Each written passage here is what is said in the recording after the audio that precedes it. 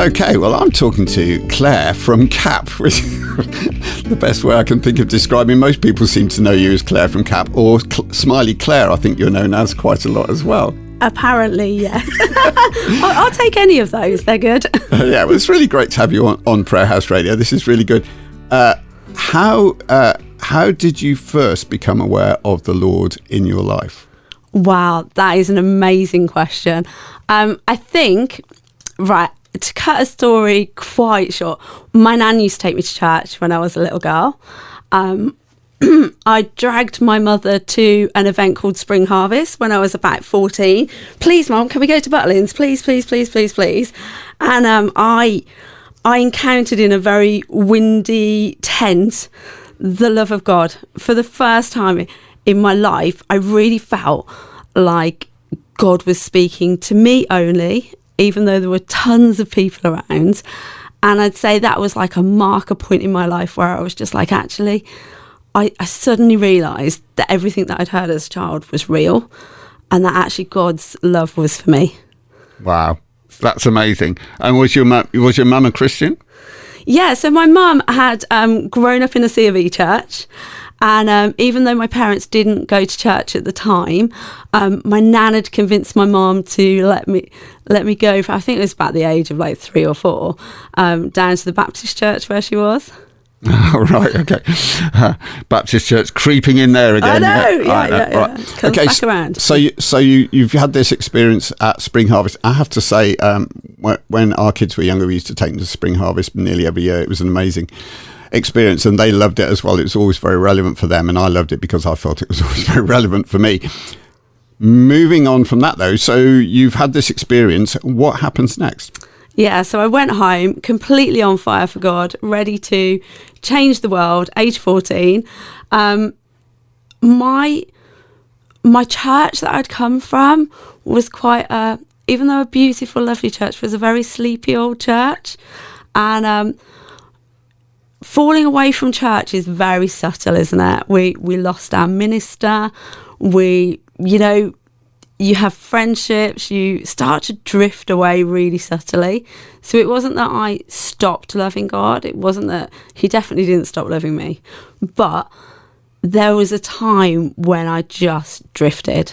And then I got different jobs. I started working Sundays. And it's really subtle how you drift away. Yes, it can sort of happen without you really being sort of consciously aware that that's happening. But I guess there must have been a time when God got you by the scruff and brought you right back again. Yeah. So there've been some really significant times, I think. One definitely was thinking that I couldn't have children, being married for 10 years, being really tearful one night and crying to God and saying, God, is this it? And even though I wasn't part of a church, that didn't mean at the time that, that God wasn't working in my life. And so there was a time, I remember watching this program called Miraculous Midwives, being in floods of tears, and then just saying to God, oh, I'd just love to be a mum. And I'd have never said that to anybody else because I was a career person, job, life, home, all those things. And it was just one of those God moments because I took a job on where they'd said in the next year, because I'd been made redundant, and I took a job on in the next year, and they said to me, what about family? And I said, oh, no, there's no chance of having children, not a chance. And then I went on the training, and everybody else that I knew was going, this food's amazing. And I was there going, I can't eat a thing, it tastes awful. Turned out I was pregnant. God absolutely just blessed my socks off. And, I absolutely love being mum. So I think that was a really point in the ground of where God was like, Claire, I have more for you, And then some circumstances happened. My life actually fell apart. And to cut a long story short, ended up putting a pin in the map and landing in Weymouth. Wow. Yeah, I know. Yeah, it's true. Ask God. And so long story short, there's a song and there's scripture that says about this, that God picked me up, he turned me around. Yeah. And he set my feet on solid ground. Yeah. And so I came to Weymouth, and it's just been such a place of God's healing. Yeah. And I was really still, even though I was trusting God, I'd come back to church before I came to Weymouth. And God had just met me there in a mess of tears and a mess of sadness, and ending up in Weymouth was amazing. And I went to church because I wanted to say thank you to God. Yes. And my understanding was, God, I want to say thank you to you, Yeah. but I don't want to get involved in anything. I don't want to meet anybody. I don't want to know anybody. And yeah, here I am. Indeed. I was just looking up a verse that came to mind as you were saying that. And I've given this verse to other people as well. But anyway, Psalm 40, verse 5. Do you know that one? Go on then. Many, Lord my God, are the wonders you have done and the things you planned for us. None can compare to you. Were I to speak and tell of your deeds, there would be too many to declare. And so it's just God's got so many plans for us, you know, is really what it is. And we don't know what they are. And there's just so many of them that, you know, that's a particular instance, what you're saying about suddenly discovering you're pregnant when you thought, no, you know, and God kind of does that. He knows what we need, and he's working behind the scenes, even though we don't know it, which is great. Moving on from the philosophy. Excellent. So now you've got a child. Yeah. And you're in Weymouth, and you decide to come to church. And what were you doing job-wise at that point? Oh, so I was a mum to a young child, and I think I was just in a very healing place. You know, Yeah. God was very kind. I was just being able to find my feet. And there was a lovely little toddler group on at the Baptist church. And so because I had a little person, I took him. And I still didn't want to get to know anybody, but I did. Yeah. And so I used to go to the toddler group. And then I don't know how it happened, actually. Like, I'm just one of those people who gets involved. You know, it's part of your mess. You tidy up as well. You end up helping. And then fast forward a little bit, and it's like, how did I end up running the toddler group? And I was like, God, it's just the coolest thing. Like, because I do remember going to a toddler group, not in this area. And we were really struggling at the time. And not just struggling as in struggling financially, but struggling with anxiety. And I remember going in a toddler group and being like, the first thing that greeted me was, it's £1. And I was like, fantastically, I did actually have £1 in my pocket, but I thought, oh my goodness, what would I have done if I didn't have that? And that always stayed with me. And so what our toddler group did, which was Treasures, which still runs, is it provides a free space for people to come in.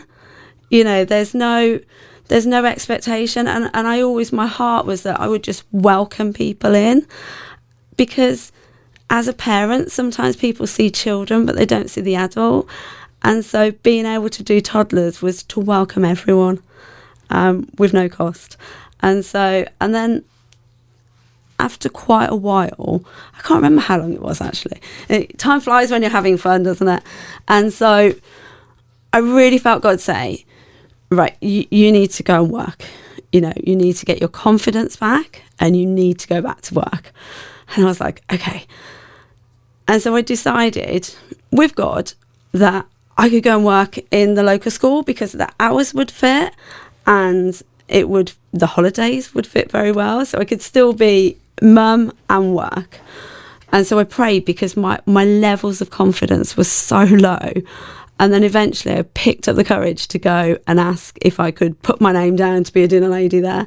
And to my surprise, there was a lovely lady on reception who just came running out and said, oh, Claire, come back, we can see you now. So I was like, oh, okay, that must be God. And then what was amazing, and this is how God answers things, is that I saw a lady in our church called Kathy, and she said, was that because she was doing supply work at the school? And she said to me on the Sunday, was that you I saw in the playground? I've been praying for Christians to come into school. And I just thought, God, you're so kind, because the courage that I needed to take the first step to go and say, hey, can I put my name down? Yeah. Was quite big. Yeah, he's got it all in hand, doesn't he? Yeah. Really? Yeah. So this is good. This is working out well then, isn't it? But what about CAP? How did you get involved in that? So I worked in a lovely school in Weymouth, and my heart just started to break when I saw the children that came in that didn't have lunch, that had difficult lunch boxes, the inequality in the, you'd have kids that have amazing lunch boxes full of, your fruit and veg and your lovely stuff. And then you get a child that was kicking off because they've got mouldy bread and a little mousse. And it just broke my heart. I stayed there quite a while. I trained up to be a TA. I ended up running the after school club there. And I love, being able to, build confidence in the kids. But if home's broken, what do? You can feed a child 5 days a week, but if you can help the parents be able to, manage well.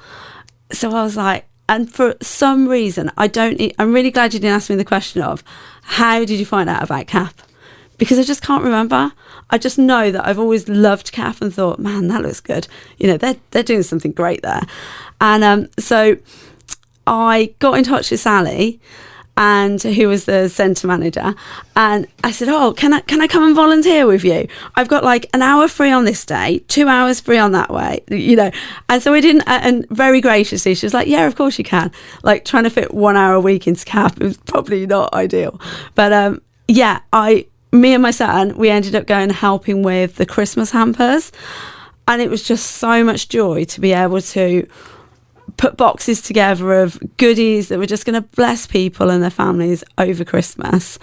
And then, so I did a little bit of volunteering with CAP until, amazingly, a job came up. And it was like, oh my goodness, I could do this as work. And so, so I applied and got the job. So you were in the right place at the right time, definitely then, weren't you? Yeah. What I think appeals to me about doing things like giving out boxes of things is that you're not going to see what the reaction is. You're not going to know, mostly, what the reaction is, but God knows. And it's just a little bit of God's love just creeping out there in an anonymous kind of way, but it's showing God's love in a sort of a way that doesn't push the giver forward as being sort of righteous because I'm giving this. What was that? There was that parable, wasn't it, where somebody said, "Look at me, look how wonderfully I'm giving out." Yeah. And yet it doesn't let you do. The good thing about that is it's a shoebox or whatever, isn't it? It just lets you just do it and give it away, and that's that. And you're not taking any sort of look at me-ishness about it. It's kind of remote and anonymous. Anyway, that's just a little thought that came to me as that was going I love Christmas boxes. You might have to shut me up. One of our amazing befrienders said it was one of the best things they did last Christmas to go and give out boxes. Right. Like, it was just their joy. Like, yeah, I could talk forever. I've seen little kids fall into the boxes with joy, like, oh, look at this. It is, isn't it? The Bible tells us it's a joy to give, isn't it? To be able to give something it's just fantastic. It's fantastic, yeah. So there you are. So you got yourself started. Yeah. What happens next? Wow. So this is actually my 7th year at CAP. Wow. I know. It's amazing. Does it feel like yesterday and then here you are now? No. There's a lot of water gone under the bridge in 7 years. Yes.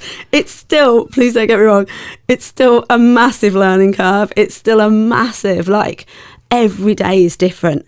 Every person you go to is different. And there's always, you find this especially in the debt and the financial world, everything changes so quickly. So there's always learning, there's always new people to meet, we always take on new clients, so it is forever changing, but personally, I know that I've grown a ton doing this, and anybody who knows me really closely probably knows that too. Yeah, so it's not just that you're doing this job, it's actually having it's your personality that's changing and altering in response to what you're seeing around you. Yeah, I think it's just a huge... I learned very early on that without God, without standing on the rock that is God, without his power and his strength and his joy, none of this is going to happen, you know. And I'm testament to that, I think, you know, because actually it's not about me. It's about what God does through me. It's not about us as a team, even though we are hands and feet. It's about what God does through us, you know, and God can use anyone. And I guess that's why I'm walking testimony of that, isn't it? You know, and it's just, okay, God, I'm here. What are you doing today? And I love this thing where it says, you know, can I join in with what you're doing? Because that's what we want to be doing, isn't it? Yeah, I think it's. I think really your testament to this, that's something that I keep finding talking to people, is that God can use people in their own situation. Everybody gets used in a different way, but search if you're in a situation, search out God and say, God, what would you have me do in my own situation? Show me an opportunity, because he has got opportunities there. You may not know what they are, but wow, once he gets started, he won't finish with you in a tearing rush, and you'll be used, and you will know it too. Lecture over. Let's go on and give me an example of the sort of work that CAP actually does on a day-to-day basis. Oh, fantastic. So what we do, I'll just take you through a really whistle-stop tour of how Christians Against Poverty works. So there's an amazing team up in Bradford who are our head office. Our head office is full of people with amazing, up-to-date financial advice, with years and years worth of advice. So CAP's been running for over 25 years. So they're established, they're respected, they're part of the Financial Conduct Authority. So, you know, we're as regulated as what it would be to go and sit down and get a mortgage in a bank. So we've got this amazing head office. What happens then is local churches, in our case in Weymouth and Portland, it's Refresh, partner with CAP in head office. So as there's quite a lot of local churches who are so generous and pay money in so that we can buy the service from head office. What happens if someone wants to contact us is they will ring a free phone number, which will go directly through to Bradford. Bradford book our diaries for us. So we've got 3 debt coaches who are all part-time in Weymouth and Portland. So there's myself, Jan McKee, and there's Georgie, who works on Portland. And so what will happen is someone will come through to us. They will have rang the 0800 number. The appointment will be booked directly through Bradford, and then we will contact them. We do a home visit with people. So the model is based around a 3-visit appointment. In reality, we are about compassion. We are about doing an amazing job. It can look like way more than 3 appointments. We're absolutely fine with that. You know, we just want to help people. And so we basically go out we always go out with a befriender. Okay, so we've got some amazing volunteers from across the churches who accompany us on a visit. Okay, we'll go to people at home. We'll explain how the service works, what paperwork they will need to get together, and we'll also explain to them what their part to play in it is. And we want to always leave people with hope. You know, we're always going to offer to pray for people, you know. And, you know, in 7 years, I've probably had one person who said, oh, I'm not really sure about that, but would you pray for my children? We're totally fine with that. And even if someone said no, that'd be okay, you know. And so we do 3 visits. We go back on the 2nd visit when the client's collected the paperwork together. We upload it all to head office so that they can look at what the client's options are. They'll put them together a tailor-made financial statement, things that will stand up in court if need be, and really a budget that they can work through. So sometimes we take bin liners worth of paperwork, and we do actually do it online now, so we just snap little pictures of it, which is fantastic, and it's good for the post, isn't it? So it's good for trees. But basically we will take all the paperwork that the client's got and put it into one document for them so they can see what their income is, what their outgoings are, and what their debt is, and what their options are to deal with it. So the 3rd visit is looking at options. This is all the information you've given us. These are your options to go forward. Which one would you like to choose? Sometimes there are lots of options. Sometimes there might only be one option, depending on what the situation is. Either way, we'll always try and give people as much choice in how they move forward. Does that make sense? Yeah.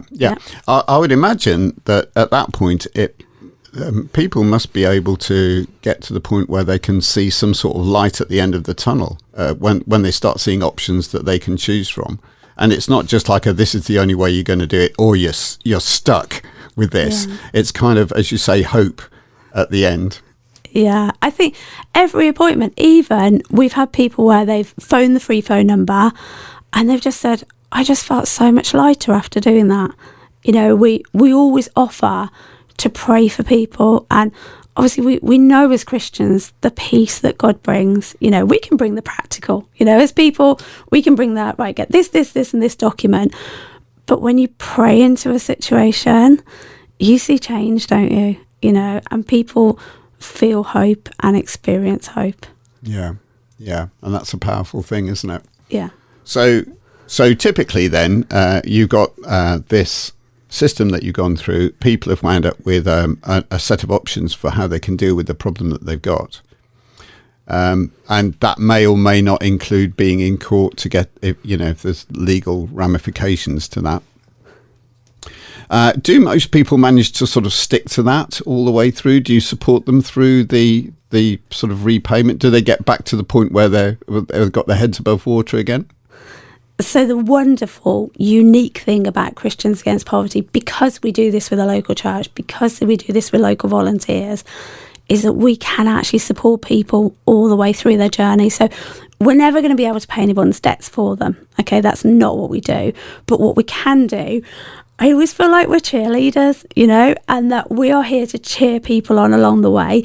So we will do things to support and encourage. And so that's why doing things with the local church, like the Christmas hampers, is so important, because when you're sticking to a budget, sometimes people can't afford to put a lot away to save for Christmas, and we will always try and build savings in, and which so surprises so many people when we go out and see them. They're like, I'm allowed to save? You know, absolutely, because we want people to be able to, when something breaks, like a washing machine or a school trip comes up, or we even help people save for school uniform.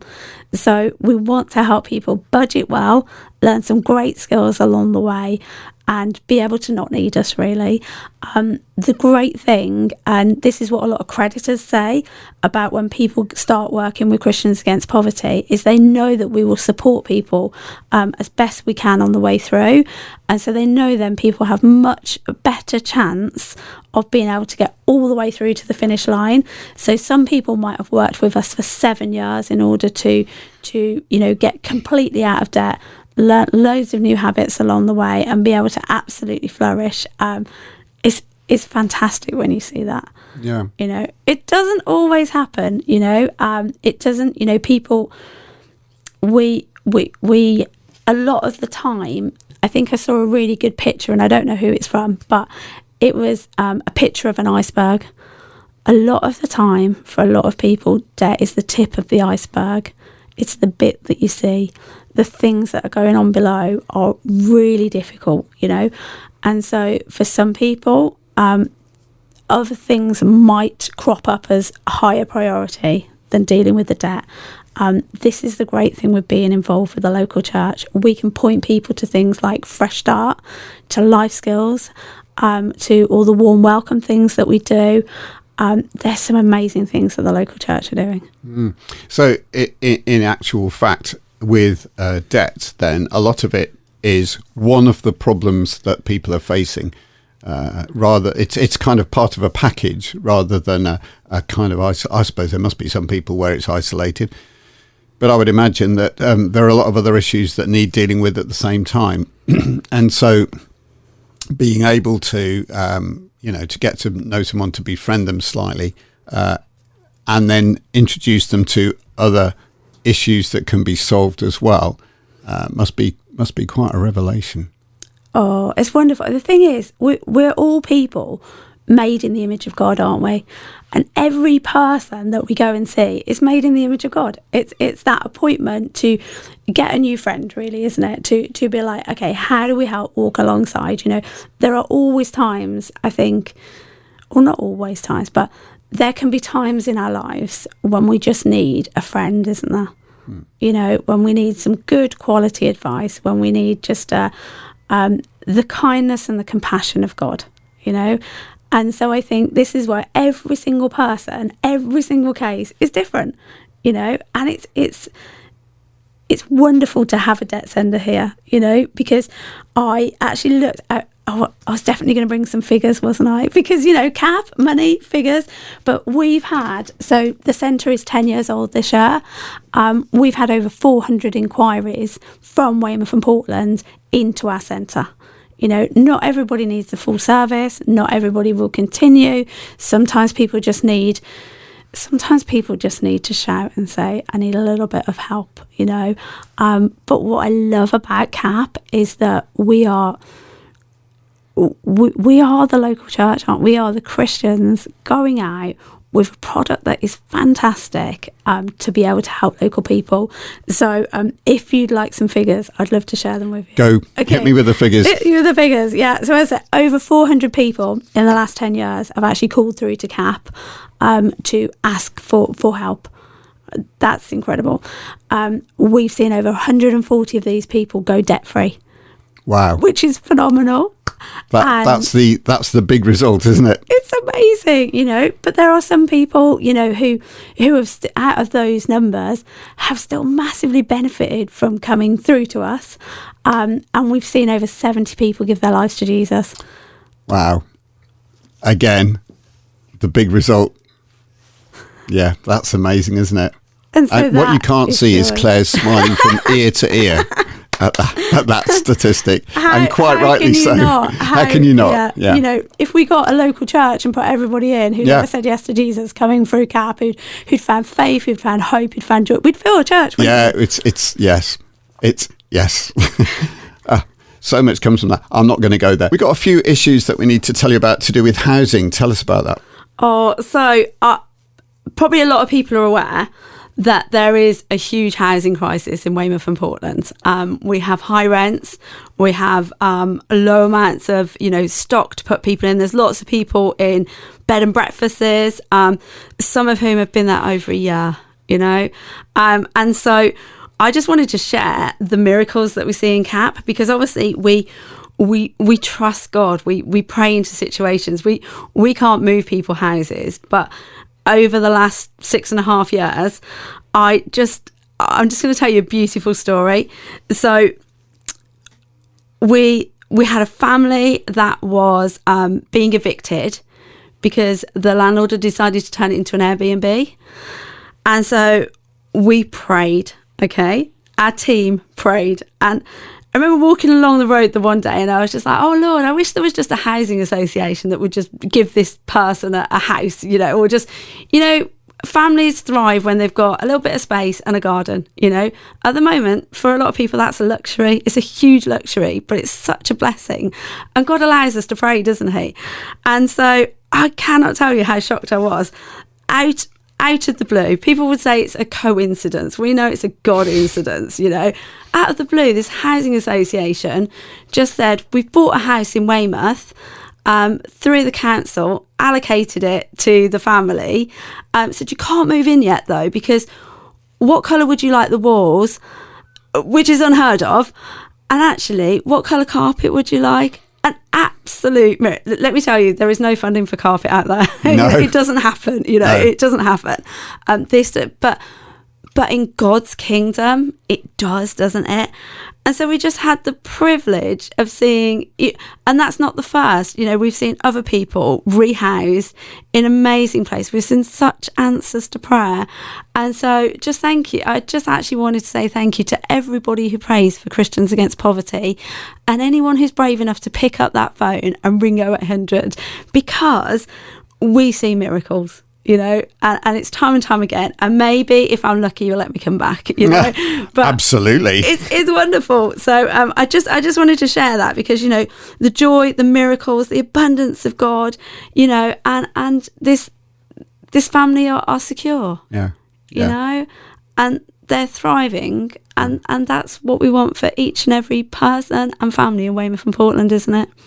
And I was about to say that's all it takes, but that's actually undermining it, because when you say that's all it takes, that often it can be quite difficult to set that up to happen. But once that happens, that's often enough to set a family onto an even keel for the foreseeable future, isn't it? Oh, absolutely. Yeah. It's that whole thing going back to the school. It's like they talk about a Maslow triangle, don't they? Having somewhere, safe at home, somewhere that you can heat, the food to eat before you go to school. Those are the ladders that you can do. But, knowing the local church is involved, knowing local Christians, seeing them pray for you and your family. CAP is about generations. We're here for the whole family to support, to give great advice, and to see them all fly and to flourish. And I'm delighted that so many people that I've met through CAP, I would now, and I'm pretty sure if I asked them to, I would count as friends. Who have known a God who loves them, a God who saved them. And yeah, we're just so grateful that we have a debt centre here. Thank you. You are such an ambassador for CAP, I have to say, which is great. I mean that in a really nice way, because frankly, organisations like CAP need ambassadors for them, don't they? They need to get people to go out and say, look, this is what we do. Support it. I suppose there are people listening to this who are thinking, well, this is all very interesting. I either know somebody who really needs to be involved in CAP, or I am that person. So how can people get involved? How can people contact CAP to take it further, should they need to? Okay, so we are a free of charge confidential service. Okay, we're compassionate, we're friendly, we're kind, we're confidential. If you wanted, or for someone that you knew, all they need to do is to call the free phone number, which is 0800 328 0006. That's 0800 328 0006. You can also find all the details that you need on our website, which is capuk.org. So that is the website that is nationally. It will also show you the things that are available online that you can look at. There's some great stuff around cost of living. Locally, if you wanted to get in touch with us, and if the thought of being involved with Christians Against Poverty, of delivering hampers, of being a great friend to people, baking a cake, mowing a lawn, anything like that, you can get in touch with myself here at Weymouth and Portland.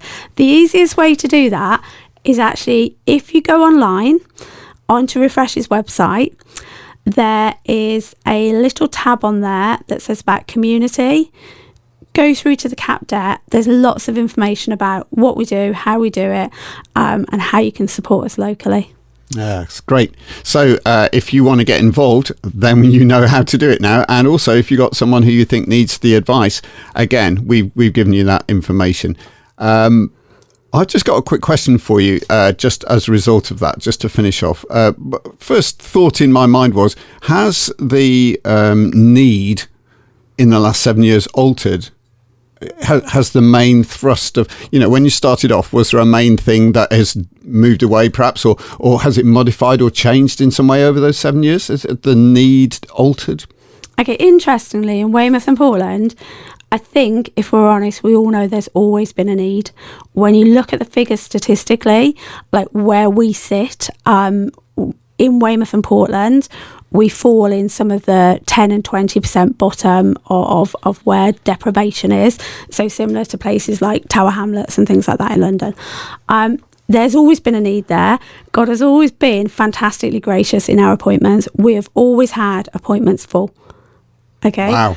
I think the difference we see at the moment is the difference in, we absolutely, sometimes we have an idea, don't we, of what debt looks like.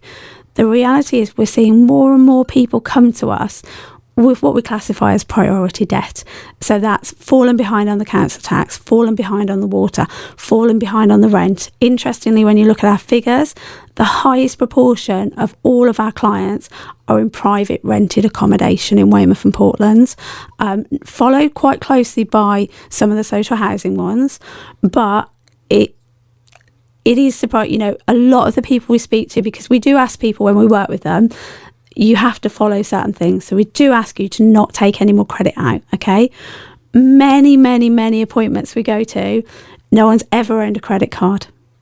You know, some people do. That's okay. You know, we ask people where we draw a line in the sand and we say, okay, no more credit for here on in. Okay, and so we will find a solution so that you can live well and deal with the debt.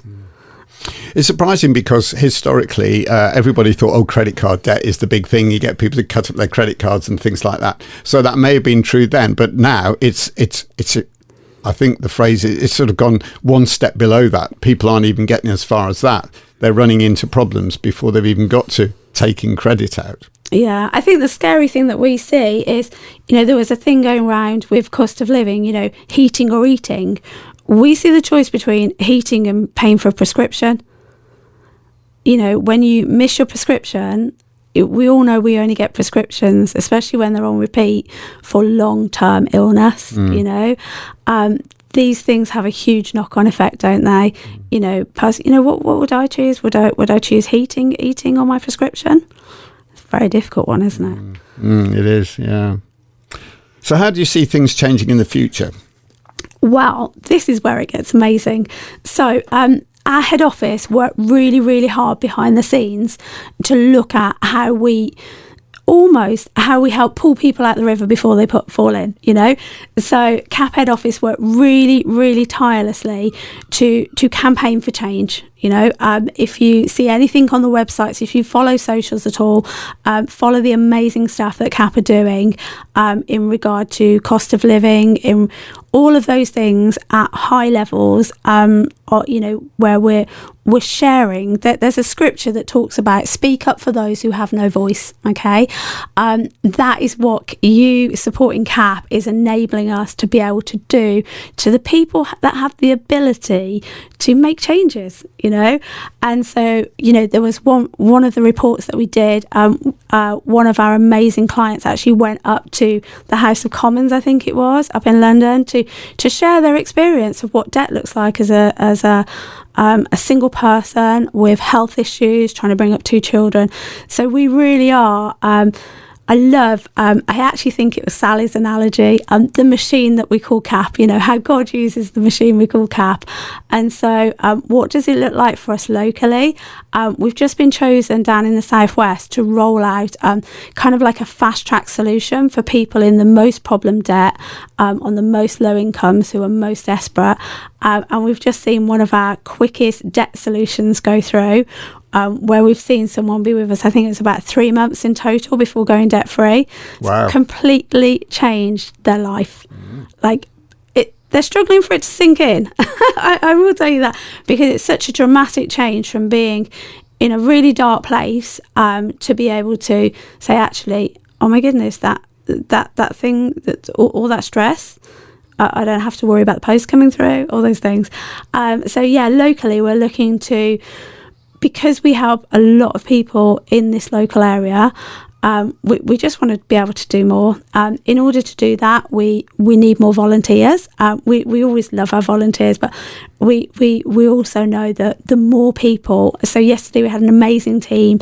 We did a cream tea down at St Mary's for all our clients, which was amazing. Like across Weymouth and Portland, you are going to have to shut me up. You do realise that? Yeah. Across Weymouth and Portland, I'll tell you we have this amazing, wonderful, God-shaped heart people who just give and give and give. You know, Neil Biles is our chef extraordinaire. You know, he cooks Christmas for us every year for all our clients, and we did amazing cream tea and blessed everybody yesterday. We had a wonderful speaker come down and share hope and sing, and you know, we couldn't do it without our volunteers. You know, we have people who are still befriending the same client for the last 7 years, still going out to breakfast, still, you know, just being a friend, you know, and we get to do that. You know, when you're struggling with debt is when you find out who your friends are, isn't it?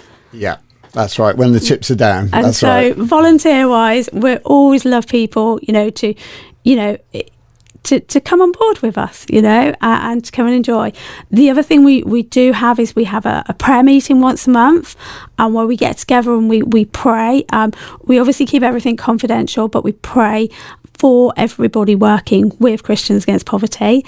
And we also need financial supporters, because as many of you are aware, they talk about cost of living crisis, but there's actually a cost of funding crisis, because there's many things for new startups, but what our clients need is longevity, and so for us to continue to be longevity, we do require help. Well, listen, if there's anything that Claire's been talking about that presses a button in your brain and you want to find out more, you need to contact her, and you can do that through the Refresh website in Weymouth. So check that one out. You can Google it. It'll come up. Believe me, I've tried it myself. It's the only way I could get in contact with Claire.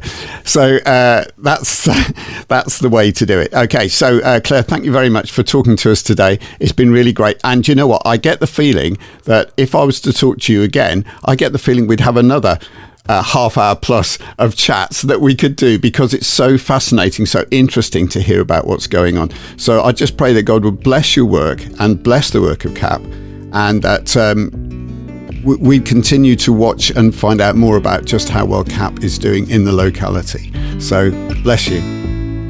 Thank you for having me. No problem at all.